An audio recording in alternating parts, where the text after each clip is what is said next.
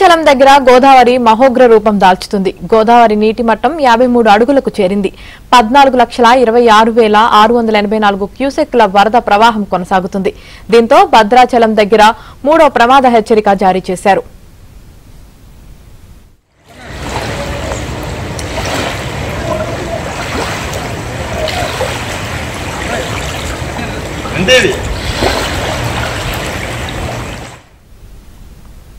భద్రాచలం దగ్గర మూడో ప్రమాద హెచ్చరిక జారీ చేశారు. ఇదే విషయానికి సంబంధించి మరింత సమాచారం మా ప్రతినిధి రవి అందిస్తారు. రవి, యామిని ఎడతెరిపి లేకుండా కురుస్తున్న భారీ వర్షాలు ఎగువ ప్రాంతం నుంచి వస్తున్న వరద ఉధృతితో భద్రాచలం వద్ద గోదావరి పరవళ్లు తొక్కుతుంది. 53 అడుగులు దాటడంతో మూడో ప్రమాద హెచ్చరిక జారీ చేశారు. ప్రస్తుతం భద్రాచలం గోదావరి వద్ద నూతన బ్రిడ్జి వద్ద నుంచి మీకు చూపించే ప్రయత్నం చేస్తారు. లైవ్ విజువల్స్ లో భద్రాచలం వద్ద గోదావరి నిండు కుండల ప్రవాహం కొనసాగుతుంది. 53 అడుగులు దాటి ప్రవాహం కొనసాగుతుంది. 14,26,000 క్యూసెక్ల వరద ప్రవాహం టువార్డ్స్ పోలవరం ప్రాజెక్టు వైపుగా పరుగులు తీసిన పరిస్థితి మనం చూడొచ్చు. గత వారం రోజులుగా చూసుకుంటే భద్రాచలం వద్ద ఆదివారం రోజు 43 అడుగులు దాటడంతో మొదటి ప్రమాద హెచ్చరిక జారీ చేశారు. తర్వాత 48 అడుగులు దాటడంతో మంగళవారం రోజు రెండో ప్రమాద హెచ్చరిక జారీ చేశారు. బుధ గురువారాలు కాస్త తగ్గుముఖం పట్టినా కానీ ఎగువ ప్రాంతం నుంచి మేడిగడ్డ నుంచి భారీగా వరద నీరు చేరడం, అదేవిధంగా ప్రాణహిత తాలిపేరు నదులు ఉపనదులు కూడా భారీగా పొంగి ప్రవహించడంతో భద్రాచలం వద్ద గోదావరి మహోగ్రంగా ప్రవహిస్తుంది. ప్రస్తుతం 53 అడుగులు దాటి మూడో ప్రమాద హెచ్చరిక దాటి ప్రవాహం కొనసాగుతుంది. ఈ మూడో ప్రమాద హెచ్చరిక స్థాయిలో మన భద్రాచలం చూసుకుంటే టువార్డ్స్ ఆంధ్ర, ఒడిశా, ఛత్తీస్గఢ్ వెళ్లే జాతీయ రహదారిపై పలు చోట్ల వాటర్ లాగింగ్స్ వల్ల కూడా రాకపోకలను స్తంభించిన పరిస్థితి కనిపిస్తుంది. అదేవిధంగా భద్రాచలం నుంచి టువార్డ్స్ దుమ్ముగూడెం, చెర్ల, వాజేడు వెళ్లే స్టేట్ హైవేపై కూడా పలు చోట్ల వాటర్ లాగింగ్ వల్ల మొత్తం రాకపోకలు స్తంభించిన పరిస్థితి కనిపిస్తుంది. ముఖ్యంగా చూస్తే భద్రాచలం వద్ద మనం గోదావరి వరదలకు సంబంధించి CWC గణాంకాలు చూస్తే 1986 ప్రాంతంలో ఆల్ టైమ్ రికార్డుగా ఉంది. 75.6 అడుగుల వరద ప్రవాహం వచ్చింది. అప్పుడు 27 లక్షల క్యూసెక్ల వరద ప్రవాహం వచ్చింది. All time record.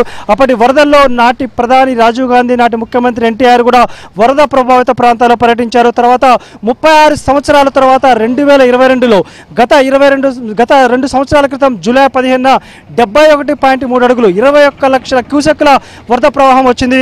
అయితే గతంలో అక్కడ జగన్ సర్కార్, ఇక్కడ కేసీఆర్ ప్రభుత్వం ఉన్నప్పుడు భద్రాచలం వద్ద గోదావరి వరదలకు సంబంధించి కరకట్ట విస్తరణ లేకపోవడం వల్ల భద్రాచలంలో పలు లోతట్టు కాలనీలో కూడా జల దిగ్బంధమైన పరిస్థితి కనిపించింది. అదేవిధంగా ముఖ్యంగా అప్పుడు రెండు రాష్ట్ర ప్రభుత్వాలు కూడా బౌండరీ సరిహద్దుల్ని చెప్పి కరకట్ట విస్తరణ పనులు కొంత టెక్నికల్ అంశాలను కూడా తెర మీద పెట్టి రెండు రాష్ట్ర ప్రభుత్వాలు కూడా అక్కడ ముంపు ప్రాంతాల్లో, విలీన మండలాల్లో బాధితుల్ని గోదావరి పాలు చేశారని కూడా తీవ్ర విమర్శలు వచ్చాయి. ఈరోజు చూసుకుంటే భద్రాచలం వద్ద గోదావరి చాలా ఫ్రీ ఫ్లో కనిపిస్తుంది. దీనికి ప్రధాన కారణం మనం చెప్పొచ్చామని అక్కడ ఉన్న చంద్రబాబు నాయుడు ప్రభుత్వం కానీ, ఇక్కడ ఉన్న రేవంత్ రెడ్డి ప్రభుత్వం కానీ రెండు రాష్ట్ర ప్రభుత్వాలు కూడా కోఆర్డినేట్ చేసుకుంటున్నాయి.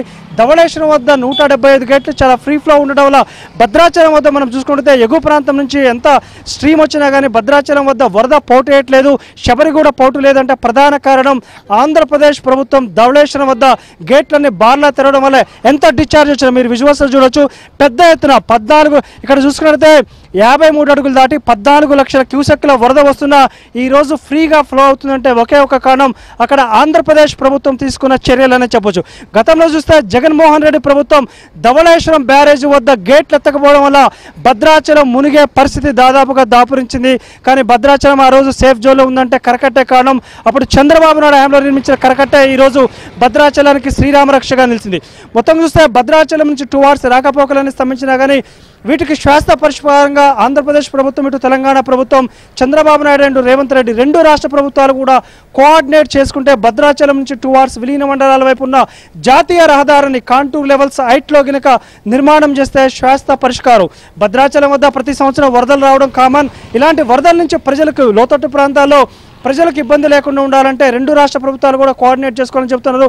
ఒకటి మాత్రం స్పష్టంగా చెప్పొచ్చామని ఈరోజు మూడో ప్రమాద హెచ్చరిక దాటినా కానీ భద్రాచలం వద్ద లోతట్టు ప్రాంతాల్లో పెద్ద ఎత్తున సబ్మెర్జ్ లేదంటే కారణం అక్కడున్న రాష్ట్ర ప్రభుత్వం, అక్కడున్న ప్రాజెక్టులన్నీ క్లియర్ చేయడం, అక్కడ ఫ్రీ డిశ్చార్జ్ ఉండడం వల్లే ఈరోజు భద్రాచలం వద్ద ఎంత ఫ్లో వచ్చినా కానీ ఈరోజు చాలా ఫ్రీగా ఉన్నది.